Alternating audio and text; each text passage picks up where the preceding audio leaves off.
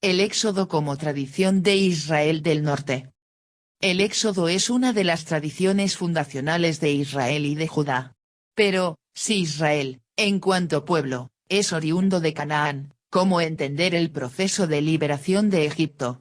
El artículo busca demostrar que la tradición del Éxodo se formó en Israel del Norte, posiblemente durante el dominio egipcio de Sesongi, 945-925, campaña que se encuentra registrada en los muros del templo de Karnak en Egipto, que derrocó al reino naciente de Saúl. El artículo también muestra que en los santuarios de Betel, Siquem y Dan había un culto a una divinidad representada por la imagen de un toro, a quien se atribuía la liberación de Egipto. Al principio esta deidad era el dios El, más tarde, sin embargo, se convirtió en el dios Yahvé, que absorbió los atributos de él, incluso su culto en forma de toro. La peregrinación por el desierto es una tradición independiente, que solo más tarde fue anexada a la tradición de la liberación de Egipto. Es posible que haya surgido en Kuntillet Agrut, un almacén para el cobro de tributos establecido en el desierto del Sinaí y dominado por Israel del Norte durante el reinado de Jeroboam, en la primera mitad del siglo VIII a.C. Desde el siglo XIX, el estudio literario de la Biblia, teniendo como aliados principales, a partir del siglo XX, el método crítico histórico y la arqueología, viene deconstruyendo y reconstruyendo teorías acerca de la historia de Israel.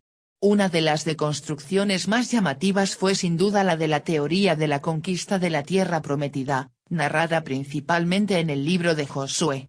Después de estudios, como los de Martin Knott, Das Systender ZW con diéresis LF Stamme Israels, 1930, y Albrecht Alt, Kleines Driften zur Geschichte des Volkes Israel, 1953, entre otros, sobre la ocupación lenta de Canaán, teoría de la migración, seguidos de la teoría de George Emery Mendeal, de Tenth Generation, The Origins of the Biblical Tradition, la 10ª generación, los orígenes de la tradición bíblica, 1973, y Norman Cagotual, The Tribes of Yahweh, A Sociology of the Religion of Liberated Israel, las tribus de Yahvé. Sociología de la religión del Israel liberto, 1250-1050 AEC, 1979, sobre la revuelta campesina contra las ciudades-estado cananeas, influenciados por los cambios sociales y políticos en América Latina, especialmente en Cuba y Nicaragua, se llegó a casi a la unanimidad de que Israel surgió en Canaán. Es decir, ningún estudio serio hoy día acepta ya que Israel sea una especie de nación alienígena que se estableció en Canaán venida desde fuera. Por el contrario, el Israel bíblico es esencialmente cananeo. Esto, por supuesto, ha tenido y sigue teniendo repercusiones en la situación geopolítica por la que pasan Palestina e Israel. Últimamente, la teoría que viene sufriendo gran contradicción, con los estudios principalmente de Israel Finkelstein y Neil Asher Silverman, de Bible Uniartet, la Biblia desenterrada, 2001, David and Salomon, David y Salomón, 2006, es la de la monarquía unida. Si Israel surgió en Canaán, ¿cómo queda la historia o la tradición del Éxodo, considerada la experiencia fundante de Israel? En un primer momento, después de la aparición de las primeras teorías, con el fin de salvaguardar la presencia del Éxodo en la formación del pueblo de Israel, se argumentó que solo un pequeño grupo, bajo la dirección de un líder, Moisés, y la conducción de un dios, Yahvé, habría huido de la opresión egipcia y se habría unido a los rebeldes cananeos y los inmigrantes extrapalestinos en las montañas de la meseta central de Canaán I. Sin embargo, este pequeño grupo, dadas las dificultades para probar su paso por el desierto del Sinaí sin ser detectado por las unidades de control de Egipto, fue considerado cada vez más pequeño, hasta casi desaparecer o llegar a resultar difícil de sostener esta hipótesis. En fin, la cuestión no se ha resuelto. Si Israel surgió en Canaán, ¿de dónde vino la tradición del Éxodo?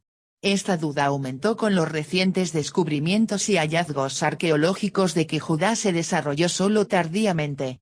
Es decir, Judá, en cuanto reino con estructura burocrática básica para la recaudación de impuestos, etc., solo se desarrolló a finales del siglo VIII, después de la caída de Samaria, 722 AEC. Es a partir de este periodo cuando Judá se expande hacia el sur y el oeste, las montañas comienzan a ser habitadas y la ciudad de Jerusalén crece extraordinariamente en población.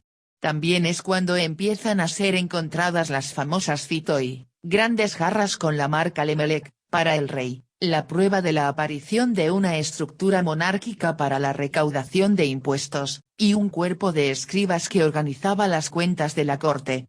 En efecto, la escritura, la capacidad de escribir aparece en Judá prácticamente en este periodo.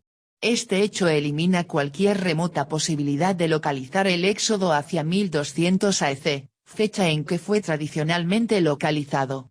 Así, no solo la salida de Egipto es puesta en cuestión, sino también la ruta que habría seguido por el desierto del Sinaí, en el sur de Judá y el sur de Transjordania, territorio totalmente desconocido antes del siglo VIII.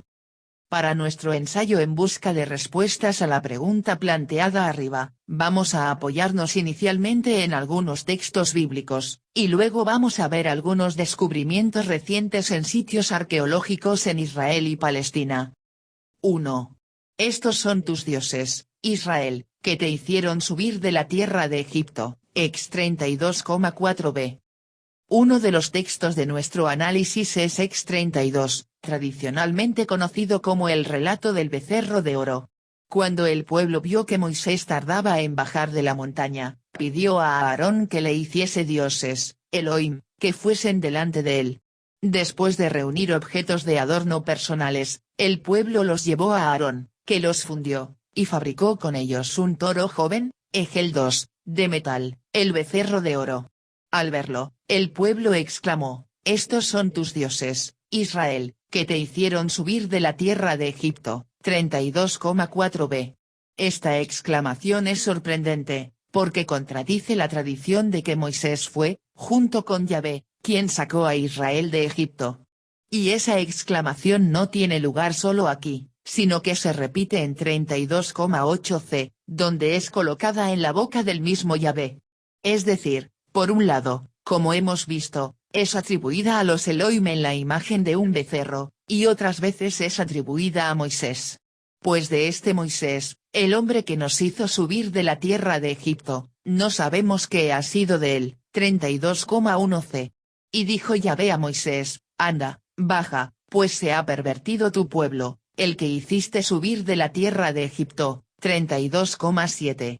Así que al parecer tenemos aquí dos tradiciones que divergen sobre la salida de la tierra de Egipto. Si es así, ¿cuál es la más antigua o cuál fue cooptada?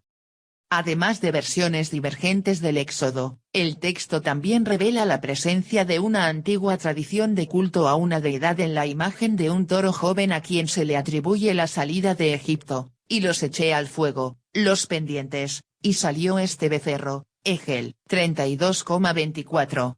Como si Aarón no supiera por qué habría salido esa imagen.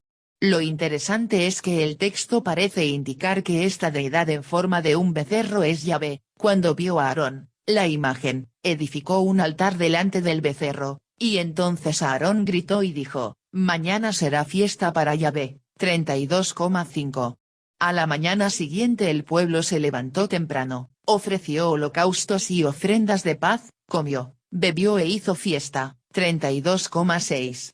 Este Yahvé, sin embargo, parece diferente del Yahvé al que se rinde culto en Jerusalén, del que habla el redactor deuteronomista, que reprime severamente el otro culto. Moisés tomó el becerro que habían hecho y lo quemó en el fuego y lo trituró hasta que lo redujo a polvo. Luego lo echó sobre agua e hizo beberla a los hijos de Israel, 32,20. El acto es similar al que hizo el rey Josías, 640-609, cuando centralizó el culto en Jerusalén y destruyó los santuarios del interior. 2 Re 22-23. La ira contra el culto a Yahvé en forma de toro es tanta que el deuteronomista cree que fue la causa de la ruptura de la alianza. Sucedió que al acercarse al campamento vio el becerro y las danzas, se encendió la ira de Moisés, y arrojó de su mano las tablas y la rompió, al pie de la montaña, 32,19. Por el texto, no se puede saber con claridad dónde se practicaba el citado culto. Supuestamente estamos al pie del monte Sinaí, donde Moisés recibió las tablas de la ley, ex 19,13. Sin embargo, dada la tardía redacción del texto, probablemente está refiriéndose al culto practicado en Israel del Norte, en los santuarios de Samaria, Siquem y Betel. 2. Estos son tus dioses, Israel, que te hicieron subir de la tierra de Egipto, 1 Re 12,28c. Otro texto de nuestro análisis es 1 Re 12,2633, tradicionalmente conocido como el cisma religioso entre Israel y Judá. Aquí también encontramos la expresión que se refiere a la salida de Egipto. Se aconsejó el rey, Jeroboam, e hizo 2 becerros, egelei, de oro, y les dijo, es demasiado que ustedes suban a Jerusalén, he aquí tus dioses, Elohim, Israel, los que te hicieron salir de la tierra de Egipto. Y puso uno en Betel y el otro en Dan, 12,28-29. Aquí también tenemos la existencia de un culto a los Elohim en la imagen del becerro, Egel. A diferencia del texto anterior, la ubicación aquí está bien definida, en Betel, en el límite entre Judá e Israel del norte, y en Dan, en el límite norte de Israel. Aunque estos dos santuarios, ubicados en las fronteras norte y sur del territorio, eran santuarios reales, la base de Jeroboam es Siquem, en la montaña de Efraín, antigua ciudad en la meseta central de Samaria, 12,25. Al contrario de lo que intenta dar a entender el texto, los santuarios de Betel y Dan son más antiguos que el templo de Jerusalén, así como el culto practicado allí. Es decir, según el texto, en un primer análisis, quien cambia la costumbre es el norte, Siquem, Betel y Dan. Pero, en la realidad histórica, lo que ocurre es lo contrario. Podemos probarlo en otros textos bíblicos, como GN 12,68, donde se relata que los primeros santuarios que Abraham visitó nada más llegar a Canaán fueron Siquem y Betel. Abraham delimitó ese territorio construyendo allí 2 altares a Yahvé. Un paralelo se encuentra en Gen 35,115, texto probablemente mucho más antiguo que GN 12,68. Aquí Jacob construye un altar a él y le da al santuario el nombre de casa de él, que significa Betel. Para que fuese un santuario de Yahvé debería haberse llamado Bet-Yah, casa de Yahvé. Así que, mucho antes de ser de Yahvé, Betel fue un santuario de él. 3. 1 Re 12,2633 también supone que la casa de David reinaba sobre todo Israel del norte, y dijo Jeroboam en su corazón, todavía puede volverse el reino a la casa de David. Si este pueblo sube a ofrecer sacrificios en el templo del Señor en Jerusalén, vuelve el corazón de este pueblo a su señor Roboam, rey de Judá, 12,26-27. Hoy sabemos que eso nunca fue realidad, y que Judá, con su capital Jerusalén, solo se hizo lo suficientemente fuerte para ello después de la caída de Samaria en el año 722 AEC. En realidad, fue Israel del norte quien reinó sobre Judá. De forma que, si no hubo monarquía unida bajo David y Salomón, tampoco hubo cisma, ni necesidad de evitar que la gente peregrinara a Jerusalén. Hay otros 2 aspectos importantes a destacar en 1 Re 12,2633. Uno de ellos es la fiesta nacional celebrada en Betel, e instituyó Jeroboam una fiesta en el mes octavo, el día 15 del mes, una fiesta como se celebraba en Judá, y subió al altar.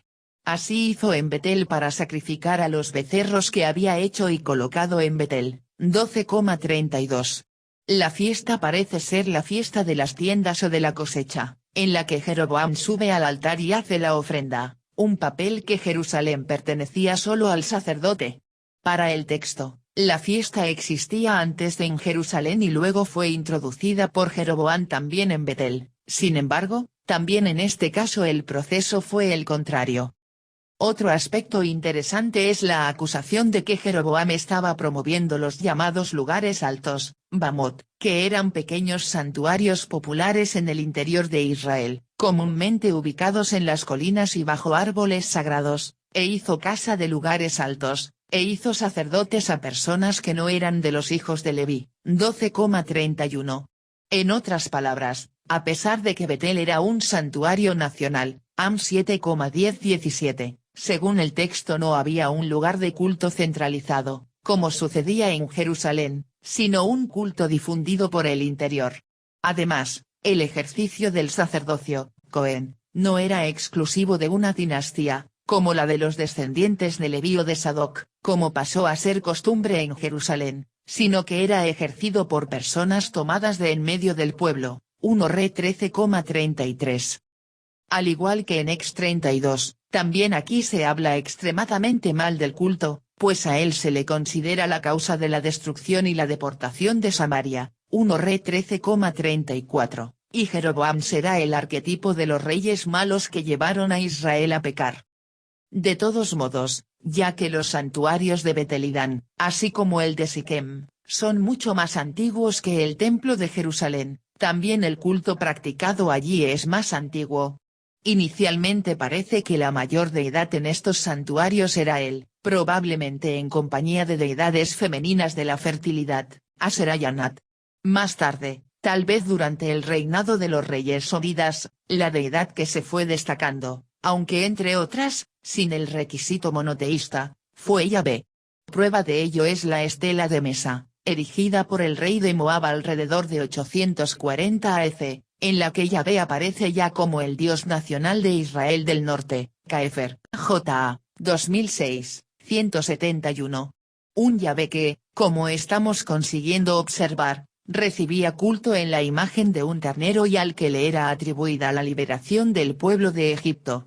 El culto de dicho Yahvé bastante más tarde será reprimido por el culto a Yahvé de Jerusalén, que poco a poco no permitirá más colaboración de otros dioses, diosas principalmente, y se impondrá como el único Dios. 3. Rechaza tu becerro, Egel, Samaria, Os 8,4. El tercer texto de nuestro análisis es Os 8,47. Desde la caída de la teoría de las fuentes, J.E.D.P., el libro del profeta Oseas es considerado como uno de los textos más antiguos de la literatura bíblica, de Puri, A. Org, 1996, p. 1585, o al menos partes del mismo. Una de esas partes que parecen conservar los recuerdos de antiguas prácticas del Israel del Norte, en particular de la capital, Samaria, esos 8,47. Como en Ex 32 y 1 Re 12,26-33, también aquí tenemos una grave acusación contra el culto al becerro en Israel Norte. Solo que en este caso la práctica tiene lugar en la capital Samaria. Rechaza el becerro, Egel, Samaria. Mi ira se enciende contra ellos. ¿Por cuánto tiempo no van a ser capaces de inocencia? He aquí que es de Israel, y fue un artesano quien lo hizo. No es un dios.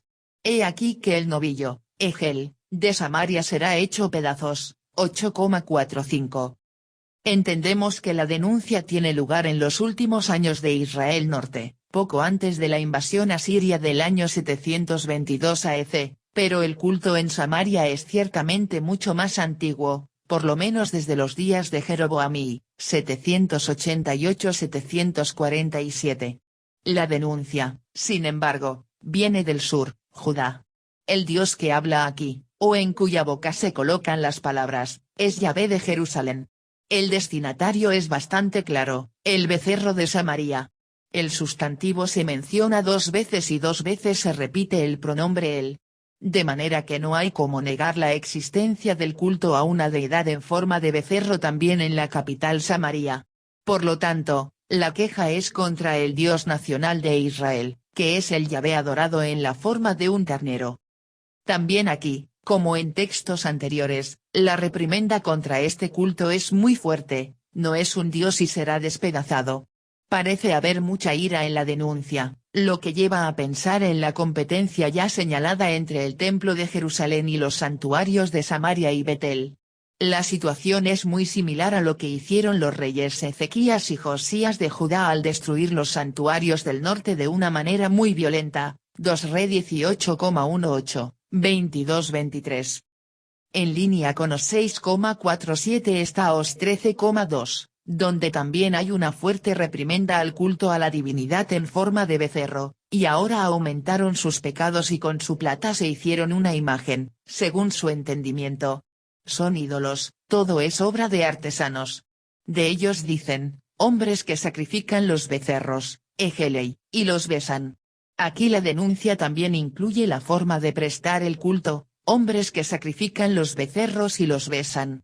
Un ritual similar parece haber sido celebrado para Baal en 2 Re 19,18. Parece que el culto al becerro en Samaria y Betel continuó incluso después de la caída de Samaria. Eso es lo que da a entender os 10,5, por las terneras de Bet-Aven tiemblan los habitantes de Samaria. He aquí que lamenta por él su pueblo y sus sacerdotes que se regocijaban por su gloria. He aquí que fue arrebatada de él. Los 70 traducen el sustantivo plural femenino ejelot, terneras, vacas jóvenes, por becerro, en masculino singular, lo cual tiene sentido, ya que en la frase hebrea 4 veces se repite el sufijo pronominal masculino singular de él, en referencia al becerro. Así que el sujeto también debería ser masculino singular, como en el caso de el becerro. El lugar Bet-Aven, casa del pecado, alude a Betel, casa de Dios. La práctica de este culto, incluso después de la invasión y la deportación de Samaria también se menciona en 2 Re 17,16. De todos modos, no hay duda de que también en el libro de Oseas se puede encontrar antiguas memorias del culto a una deidad en forma de novillo practicado en Samaria y Betel 4. José / Efraim es el primogénito de su becerro, DT 33,17.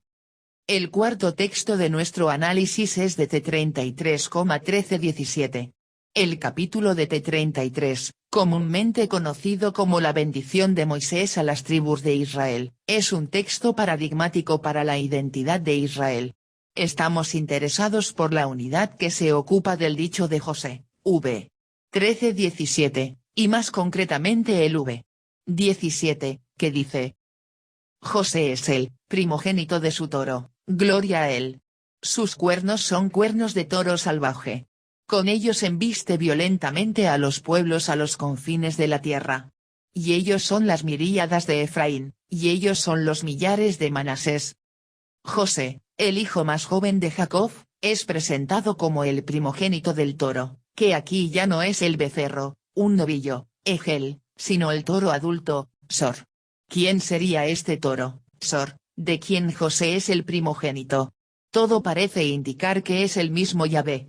Él es quien propicia a José la más abundante de las bendiciones, lo más precioso del cielo y del océano que yace abajo, los mejores frutos del sol, de la luna, las primicias de las montañas, etc. DT 33,13-15. Una bendición no solo de abundancia, sino de poder, fuerza y dominio sobre los hermanos y sobre los pueblos de la tierra, v.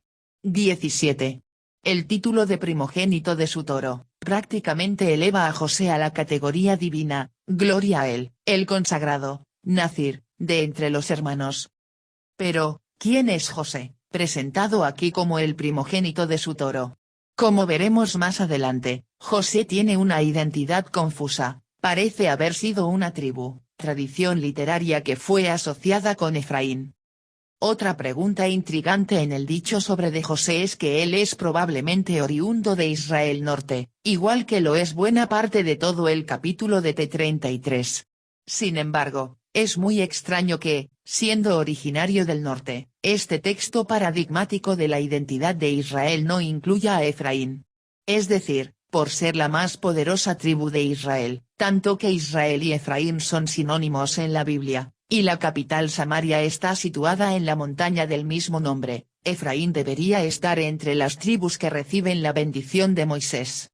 Por otro lado Efraín, con Manasés, está presentado como el lugar de José, v. 17. Es bien probable, como veremos más adelante, que José tomó el lugar de Efraín. Es decir, en la redacción final de la unidad, que tuvo lugar en Jerusalén, Efraín ha sido eliminado intencionalmente por cuestiones ideológicas y en su lugar se ha añadido a José, que se identifica más con Judá, como vemos en GN 49, Kaefer, J.A., 2006, p. 283s. Por tanto, el primogénito de su toro debe referirse a Efraín, Jr 31,9, y no a José. Aparte de los detalles literarios, nos interesa mostrar que en este importante texto reconocido como paradigma de la identidad de Israel, encontramos una mención clara y enfática de Yahvé como el toro, Sor, y que José/Efraín, la tribu principal del norte, es llamada el primogénito de su toro. 4.1 GN 49,2226. Un caso similar a DT 33,1317 se encuentra en GN 49,2226. Así como DT 33, GN 49 es un texto paradigmático de la identidad de Israel. Solo que, si allí era la bendición de Moisés a las tribus, aquí es la bendición de Jacob sobre los hijos, que al final, 49,28, ya serán tribus. Creemos que este texto contiene un estrato antiguo, 49,1318 que, antes de ser incorporado por la teología judaíta de Jerusalén, que exalta la figura de Judá, 49,812, era un texto independiente y paradigmático para afirmar la identidad de Israel Norte, con alabanzas a Efraín 5. La unidad de nuestro interés son los versículos 22-26, específicamente el v. 22, cuya traducción es muy compleja, ya que sufrió una gran interferencia literaria, lo que nos exigirá un análisis más minucioso. La traducción literal es como sigue. Hijo de Porat es José, hijo de Porat junto a la fuente. Hijas caminó sobre junto muro toro. A diferencia de otras palabras de GN 49, este no comienza con la mención del nombre del hijo tribu, sino con la expresión hijo de Porat, que es una expresión extraña, única en la Biblia hebrea. Además, el sustantivo hijas no combina con el verbo andar, para. Por eso, se han hecho varias traducciones diferentes, que globalmente se pueden agrupar en dos, las que traduzcan Porat, por planta, árbol, vid, etc. Y las que traducen Porat por animal. Prácticamente la totalidad de nuestras Biblias asocian Porat a una planta. Yo mismo en otra ocasión traduje Ben Porat por viña joven, Kaefer, J.A., 2006, p. 24193. Gran parte de los que traducen Porat como animal lo identifican con el toro, Gunkel, H., 1964, 485, Ob. R., 1999, p. 186, que parece ser la opción correcta. Nos complace la traducción de R. de Ob. 1999, p. 180, un becerro es José, un joven toro junto a la fuente. En el prado él se dirige a zancadas hacia el toro. Similar es la de V. Salo, 1968, p. 94-95, que traduce, hijo de vaquilla es José, hijo de becerra en la fuente, cría de aquella que va con el toro. 7. El error parece estar en la versión masorética que leyó Sur, Muro, en el tercer hemistiquio, en lugar de Sor, toro. En hebreo, que no tiene vocales, ambas lecturas son posibles. Sin embargo, el enigma de este versículo intrigante aún no está resuelto. La expresión Ben Porat también ha sido vista como un juego de palabras en referencia a Efraín/Efrat, Sebas, H., 1984, p. 334. Es decir, Porat y Efraín/Efrat tienen la misma raíz. Así que muchos estudiosos no vacilan en afirmar que, en principio, el dicho de José, GN 49,2226, pertenecía a Efraín y no a José, Zobel, HJ, 1965, p. 5115, Westermann, C., 1982, p. 270, San Martín, J., 1983, 92-93. Eso explicaría la ausencia de Efraín, la tribu más importante del norte, de ese que es el paradigma de los textos para la identidad de Israel.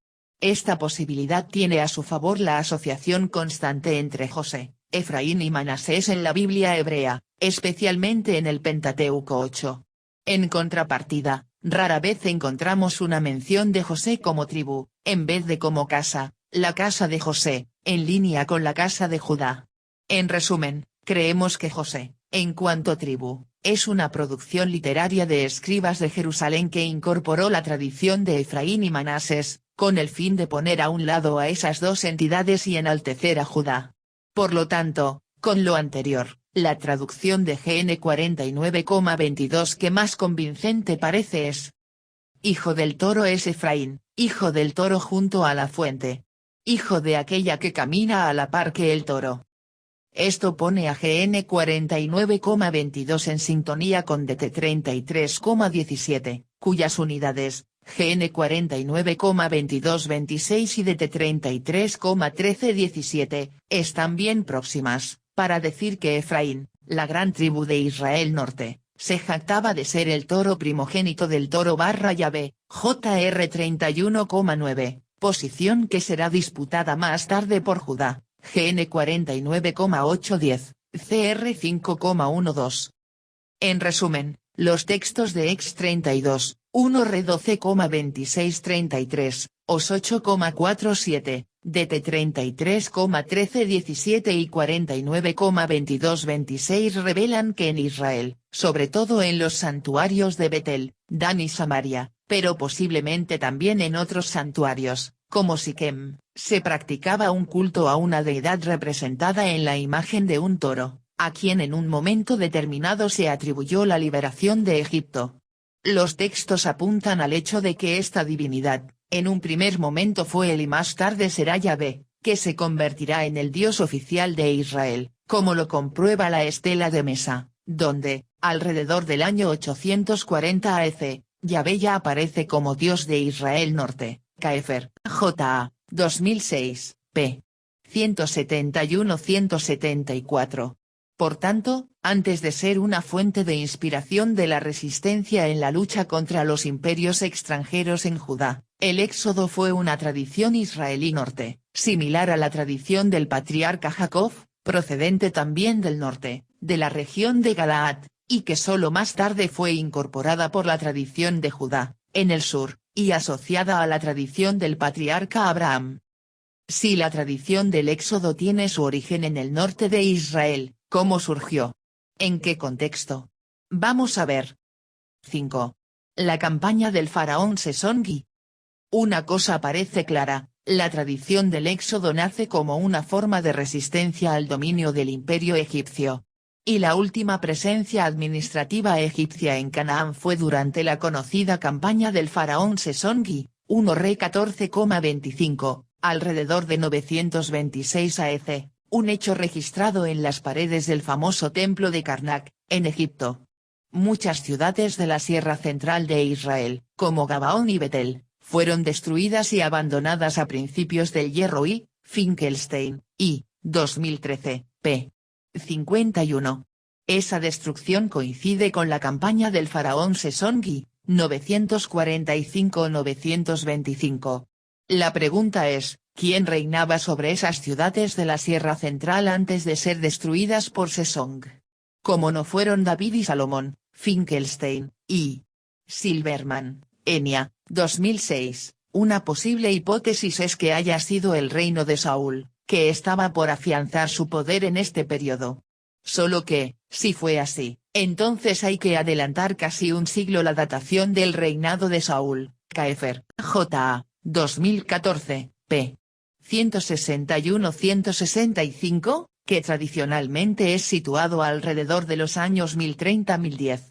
Eso es posible, una vez que la teoría de la monarquía unida bajo David y Salomón, ya no se sostiene. Es decir, Saúl ocuparía el vacío de poder que antes fue asignado a esos dos monarcas. Tal hipótesis puede apoyarse en recientes descubrimientos llevados a cabo en el sitio arqueológico de Kirbet Keiyafa, Garfinkel, y Ganor, S. 2009.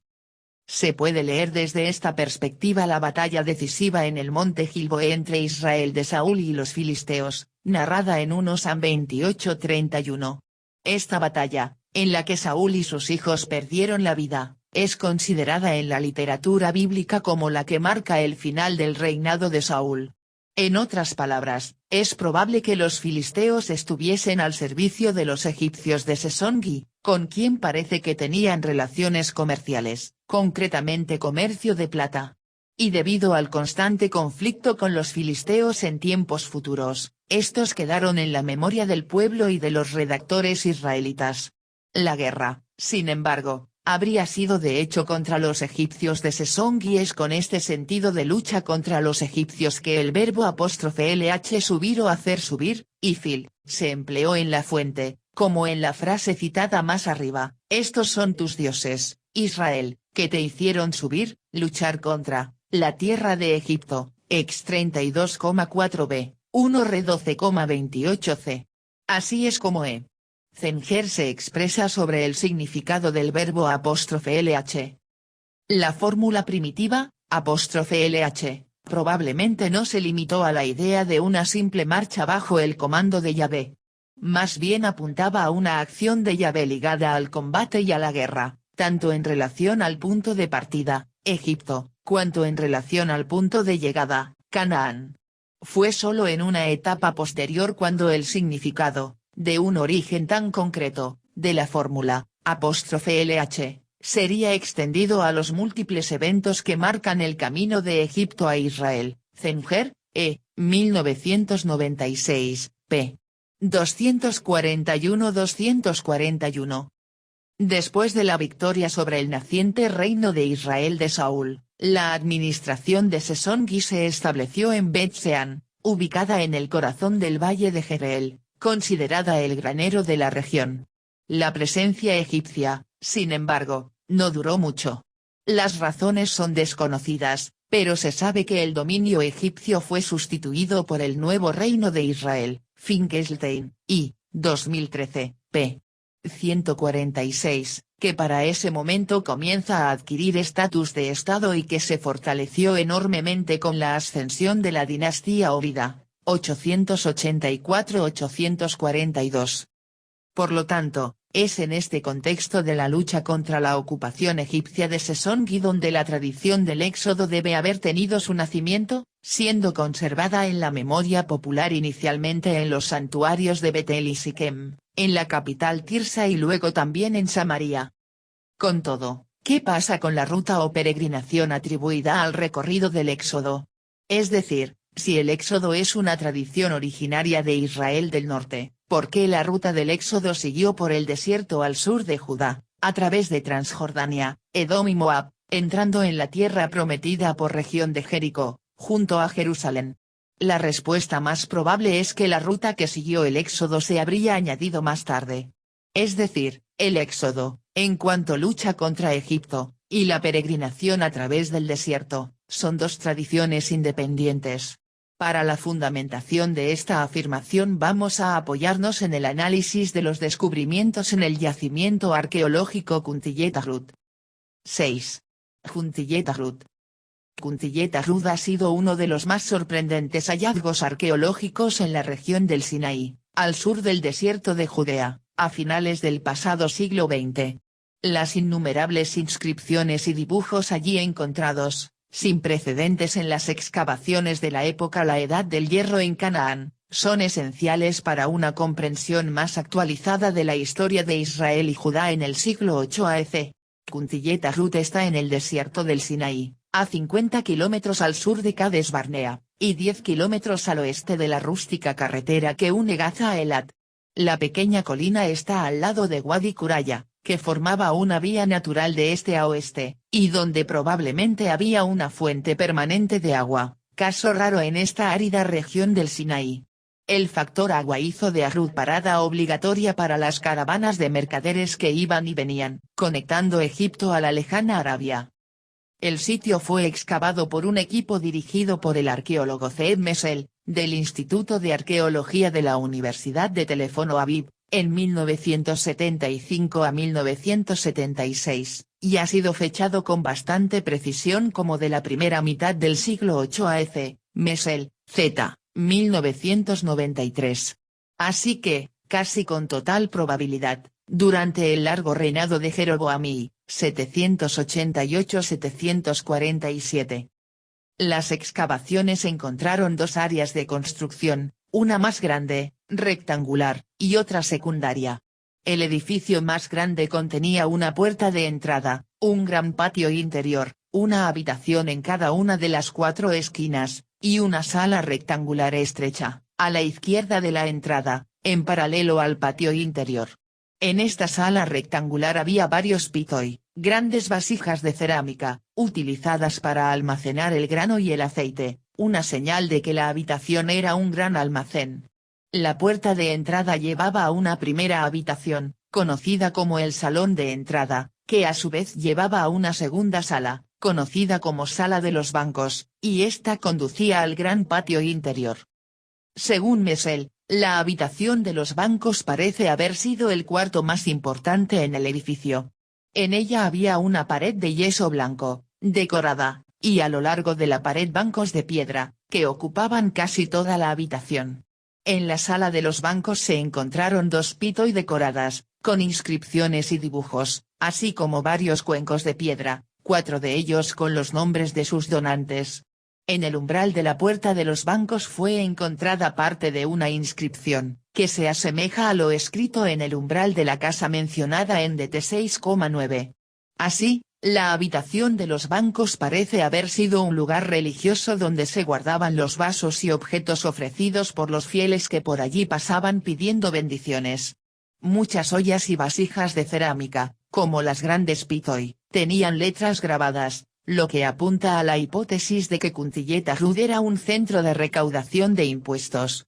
Las inscripciones pidiendo bendiciones y jarras de almacenamiento de granos muestran que en Kuntiyetarud la vida giraba en torno a 3 elementos básicos, el agua, los tributos y las bendiciones. 6.1 Inscripciones y dibujos. Entre las inscripciones y dibujos que se encuentran en Kuntiyetarud, 2 grandes vasijas de cerámica, pitoi, llaman especialmente la atención. Un pote fue encontrado en la habitación de los bancos y otro en el cuarto lateral a la derecha, conocida como sala de las inscripciones. En ambos había una fórmula utilizada para introducir una carta oración de bendición. El RI dice, diga X, Y, Z, que sean bendecidos por Igu de Samaria y su Asera, Messel 1993, p. 208. Entre los dibujos grabados en las jarras, algunos son más notables, es el caso de la escena que representa a 2 deidades, al parecer una masculina y otra femenina 9. Las divinidades tienen forma humana, pero con rasgos animales, posiblemente de león o de toro. La parte superior del cuerpo está vestida con una ropa de cuero, y la parte inferior está desnuda, aparentemente. Lo que parecen ser los genitales, pueden ser la cola, de león. Aparte hay otras escenas, un intérprete tocando la lira, un árbol de la vida, flanqueado por 2 cabras de montaña que comen sus hojas, un león, un grupo de personas, 5 figuras, con sus manos levantadas en actitud de oración, un arquero apuntando, un grupo de animales, y finalmente una vaca amamantado y lamiendo su cría. Las 2 deidades tienen la cabeza, cara, orejas, pelo crines como la melena de un león, por eso fueron identificados en principio con el dios egipcio Bes. Si es así, las palabras Yahvé de Samaria y su Asera no estarían relacionados con las 2 figuras, serían una aplicación independiente, Dia, J. 2002, p. 51. Sin embargo, la diferencia con las imágenes dedicadas al dios egipcio sabemos también que es muy grande, por lo que las dudas persisten. Por otra parte, en las 2 divinidades retratadas también aparecen rasgos bovinos.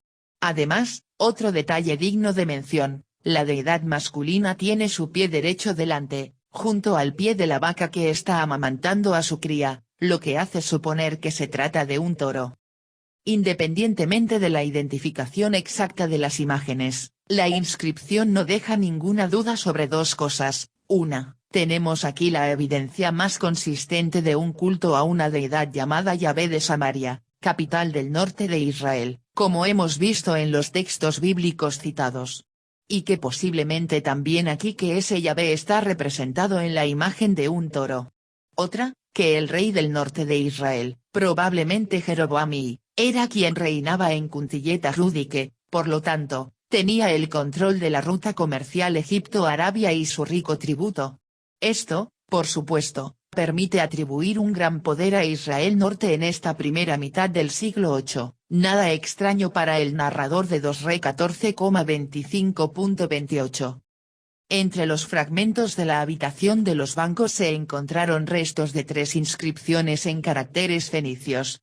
Las inscripciones fueron hechas en tinta roja sobre el yeso que cubría la pared. El hecho de que el yeso se haya desprendido de la pared y se haya caído hace prácticamente imposible la reconstitución de las inscripciones. También encontraron otras 2 inscripciones en hebreo antiguo escritas en tinta negra entre los escombros de la habitación. Sin embargo, solo fue posible reconstituir de nuevo una parte de la inscripción que estaba en el umbral de la sala de los bancos. Aunque fragmentarias y desvaídas, 2 líneas sí pudieron ser reconstruidas, conformando el siguiente texto. Sus días sean prolongados y te den satisfacción. Deu de Temán y su Asera. Yahvé de Temán y su Asera favorezca. Mesel, 1993, 207. Como vemos, el texto parece ser una oración de la bendición a ser dada a los viajeros que depositan allí su tributo. A diferencia del texto anterior, las deidades que bendicen aquí son Yahvé de Temán y su Asera. En Cuntillet-Arud encontramos por tanto 2 referencias diferentes a Yahvé, Yahvé de Samaria y Yahvé de Temán.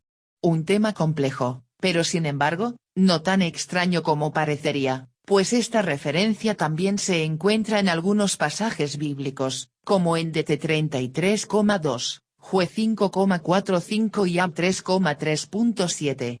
Estos textos parecen indicar que Yahvé tiene su origen en la región desértica del sur de Edom o el norte de Arabia. Los textos mencionados se refieren a Yahvé como un dios de la montaña, y en movimiento, como el sol, de este a oeste. Así que es probable que Yahvé no sea originario de Canaán. DIJ, 2002, p. 15. Un factor determinante en esta posibilidad es el hecho de que Yahvé no aparece en la lista del panteón ugarítico, cuyo imaginario religioso influenció mucho en el contexto cananeo, Sal 82. Últimamente la tendencia de los investigadores es colocarlo como proveniente de fuera, de la región de Madián, en Arabia. Del mismo modo, la ubicación del monte Sinaí no estaría en la península del Sinaí, al sur del desierto de Judea, sino en el sur de la Transjordania o el noroeste de Arabia. Cross, FM, 1988, p. 4665. Los registros de Cuntillet-Arud parecen apoyar esta hipótesis. Todo esto, sin embargo, conduce a otro problema. Si los textos bíblicos todavía conservan la memoria de Yahvé como originario del exterior, algo que es confirmado por inscripciones extrabíblicas, entonces el culto a Yahvé en Canaán es relativamente reciente. Aunque, como hemos visto más arriba, en el tiempo de Obridas Yahvé ya sea el Dios nacional de Israel del Norte, es posible, y nos parece que es así, que el Dios a quien inicialmente le fue atribuida la liberación de Egipto no era Yahvé, sino él. Vamos a ver. 6.2 Él es Yahvé.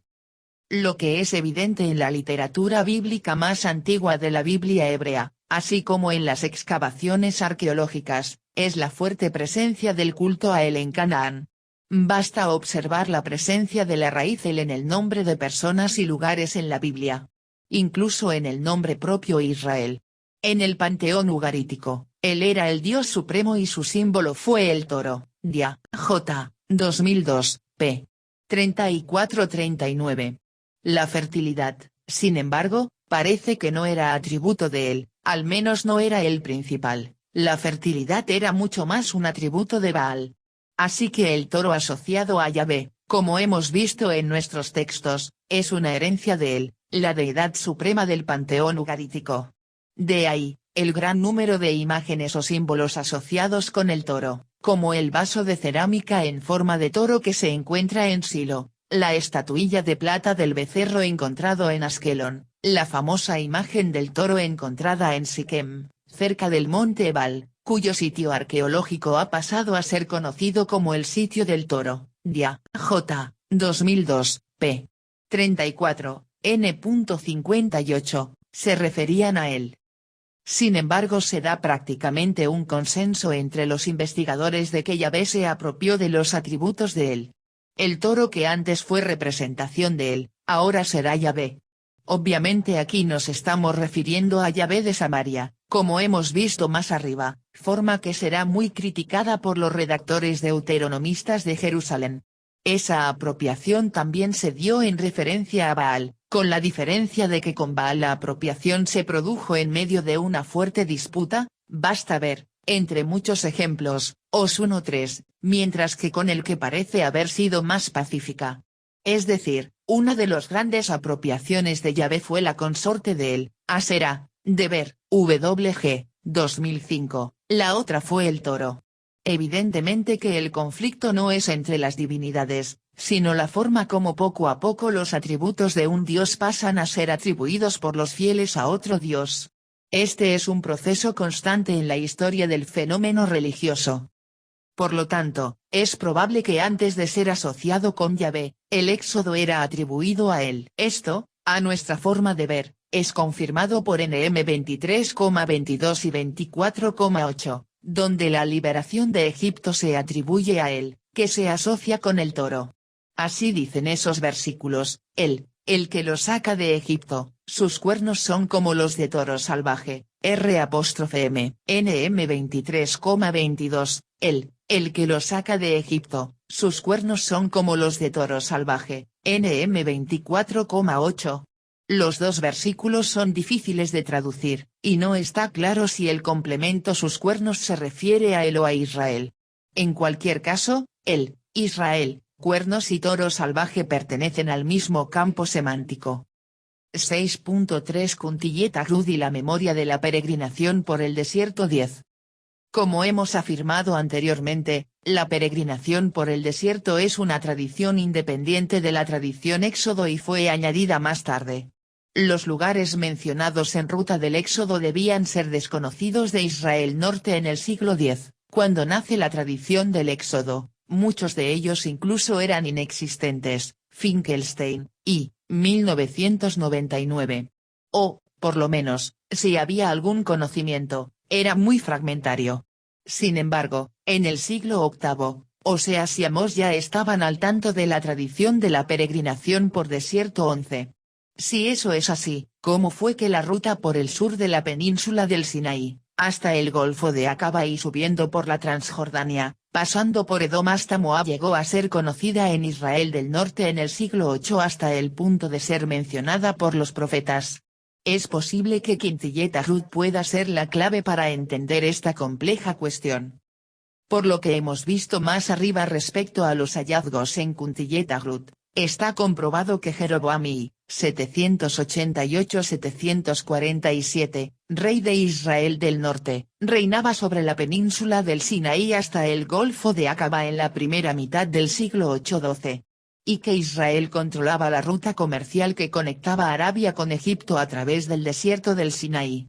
Según Nadab Naaman, un dibujo que se encuentra en la pared de la entrada principal del edificio Quintilleta Crud parece hacer mención de la ruta Éxodo 13, lo que mostraría que la tradición del Éxodo no solo era conocida en Israel del Norte, sino que era utilizada como propaganda por la realeza de Samaria y ya estaba extendida en el sur de Judá. Es posible que la ruta del Éxodo narrada en NM 33 haya surgido en ese momento y en ese contexto, pues NM 33 presenta lugares que solo aparecen aquí y que no se mencionan en otros textos que tratan del Éxodo 14. En Arud Quintillet las autoridades y los escribas de Israel del Norte sin duda tenían un contacto constante con los comerciantes nómadas y con ellos deben haber aprendido acerca de los lugares del desierto lejano, desde el Golfo de Acaba hasta la costa del Mediterráneo, y estos podrían haber sido los nombres que aparecen en la lista NM 33. Por lo tanto, la lista de nombres NM 33 sería la fuente más antigua de la peregrinación por el desierto, e independiente de las demás. Su origen estaría vinculado a informaciones de comerciantes y peregrinos que pasaban por Quintilleta Crud. Tratando de entender mejor, la tradición de la peregrinación por el desierto se habría originado en Kuntillet-Arut durante la primera mitad del siglo VIII, cuando Israel del Norte dominaba la península del Sinaí. De allí habría pasado a Samaria, donde habría sido integrada a la tradición del Éxodo, e incorporada a la propaganda anti-Egipto. Es en ese sentido en el que es mencionada por los profetas Oseas y Amós. Después de la caída de Samaria en el 722, la tradición del Éxodo, ya con la peregrinación por el desierto integrada, emigró a Judá, junto con otras tradiciones provenientes de Israel Norte, y allí sería incluida en el relato de la ley de Moisés. Con la caída de Asiria en la segunda mitad del siglo VII, se produjo un vacío de poder en la región de la península del Sinaí, que pasa a ser disputada por Judá y Egipto, bajo el reinado de la 26ª dinastía, 663-525-15. Es posible que el conflicto se diese también con el reino de Edom, que también tenía intereses en la región. Para Judá, en tiempos del rey Josías, 640-609, la tradición del éxodo cae como hecho a la medida en la lucha contra Egipto, principalmente por el factor ideológico de la victoria Yahvé sobre el faraón. En ese tiempo, con un amplio conocimiento por parte de los escribas jerosolimitanos de la región sur de Judá y de sus rutas, la peregrinación por el desierto es ampliada y detallada. Es probable que la peregrinación por el desierto del Negev, pasando por la fortaleza de Cades Barnea, haya sido añadida en ese periodo, pues las excavaciones en esta región, en particular en Cades Barnea, muestran una fuerte presencia de los reyes de Judá en estos lugares durante la monarquía tardía. Es posible que la importancia de Edom y de Moab, en el itinerario del Éxodo también refleje este periodo. Según Israel Finkelstein 16, el conocimiento geopolítico de los lugares de la ruta del éxodo de los judíos desapareció al final de la Edad de Hierro. Todas las fortalezas del desierto fueron abandonadas, y Edom comenzó a declinar después del siglo V. Los sacerdotes que escribieron en el post-exilio no tenían ya conocimiento de esos lugares del sur del desierto. Por lo tanto, los lugares mencionados en la ruta del éxodo solo pueden ser oriundos de los tiempos preexílicos. Sin embargo, el relato del éxodo continuó desarrollándose, sobre todo en el rescate de la identidad del pueblo judaíta después del exilio babilónico, haciendo una relectura de la antigua tradición como un nuevo éxodo. Conclusión. El estudio de los textos bíblicos del Ex 32, 1 Re 12,26-33, Os 8,47, DT 33,13-17 y GN 49,22-26 revela que en Israel Norte había una tradición que atribuía la liberación de Egipto a una divinidad a la que se rendía culto en forma de toro.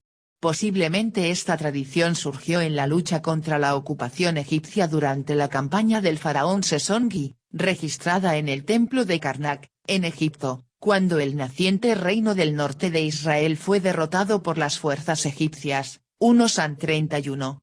También hemos visto que los textos analizados dan a entender que esa divinidad cultuada en forma de toro era Yahvé. Este atributo, sin embargo, pertenecía anteriormente a él, la divinidad suprema del panteón ugarítico, con fuerte presencia también en Canaán. Por tanto, al inicio el dios del éxodo en Israel Norte era él, cultuado en la imagen de un toro en los santuarios de Betel y Siquem, entre otros, y solo más tarde pasó a ser Yahvé, que absorbió los atributos de él. En un segundo momento abordamos la tradición de la peregrinación por el desierto, tradición independiente que solo más tarde fue asociada a la tradición de la liberación de Egipto. En este punto particular nos basamos en los descubrimientos arqueológicos de Kuntillet-Arut, que muestran que en la primera mitad del siglo VIII, Israel Norte, con Jeroboam reinaba sobre la región del sur de Judá hasta el puerto de Acaba y que, por tanto, controlaba la ruta comercial que pasaba a través del Sinaí y unía el norte de Arabia con la costa del Mediterráneo y Egipto.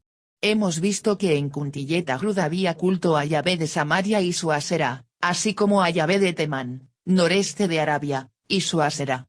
Es posible que la tradición de la peregrinación por el desierto haya surgido en este lugar y en este periodo, cuando los escribas del Israel norte que actuaban en Kuntiyet Arut conocieron los lugares de la ruta del éxodo a través de los mercaderes y peregrinos que pasaban por Kuntiyet Arut. Así es como la tradición del éxodo, tanto la liberación misma cuanto la peregrinación por el desierto, llegó hasta los profetas Oseas y Amós. Es posible que esta ruta sea la que menciona NM33, cuyos lugares son en su mayor parte desconocidos y distintos de los lugares citados por otros textos bíblicos. Después de migrar de Kuntiyet Arut a Samaria, las dos tradiciones se fundieron y, junto con otras tradiciones, migraron hacia el sur, Jerusalén, después de la caída de Samaria en el año 722 AEC en Judá, ahora ya como tradición del Éxodo, recibió añadiduras y fue ampliamente utilizada en la lucha del rey Josías contra el Egipto de la 26ª dinastía. En el exilio y post-exilio, el Éxodo fue releído ahora como un nuevo Éxodo, y sirvió de referencia para la reconstrucción de la identidad judaíta.